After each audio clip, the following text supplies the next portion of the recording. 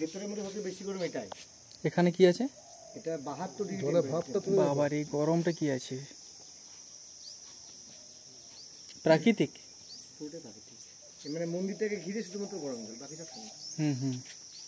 এটা অষ্টাবক্র মুনি ভক্ত, ওনার সব দান এগুলো।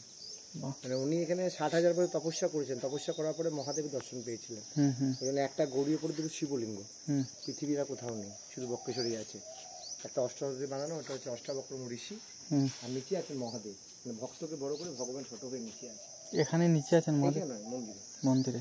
আর পাশে হচ্ছে সতীপীঠ, 5টা পীঠ, আমাদের বক্রেশ্বর একটা। বাঁকুড়া তো ম্যাক্সিমাম গাড়ি শিবরাত্রির সময় সব বক্রেশ্বরে। হ্যাঁ হ্যাঁ হ্যাঁ। আমাদের তো একতেশ্বরও তো আছে ওপাশে, একতেশ্বর তো ভিড় হয় না, বক্রেশ্বরে যে পরিমাণে ভিড় হয়। হ্যাঁ হ্যাঁ। ওই সবারই 2 বছর হয়ে যায়, 3 বছর মাথায় আসে, সাঙ্গ ছাড়িয়ে আবার বেরিয়ে যায়। প্রত্যেকের কাছে সবাই সম্ভব হয় না। আমার এখানে প্রচুর গরম, জলটা সামনে থাকা যায় না, 72 ডিগ্রি। গরম এই বাইরে বেরিয়ে। হ্যাঁ, এটা 80 ডিগ্রি টেম্পারেচার।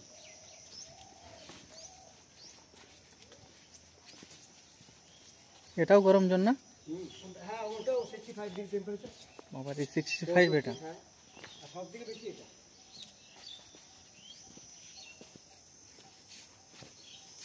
সবচেয়ে বেশি এটা। এটা কত? 80। এটা কত? এটা 80 ডিগ্রি টেম্পারেচার। বাবারে 80।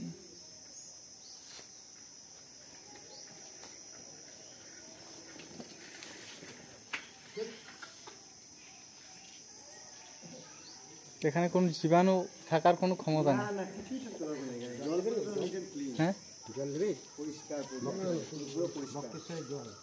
এই জল এতটাই স্বচ্ছ। এখানে আছি তো আসবো, বুঝতে পারছেন, অসুবিধা কিছু নেই। বীরভূমে থাকি।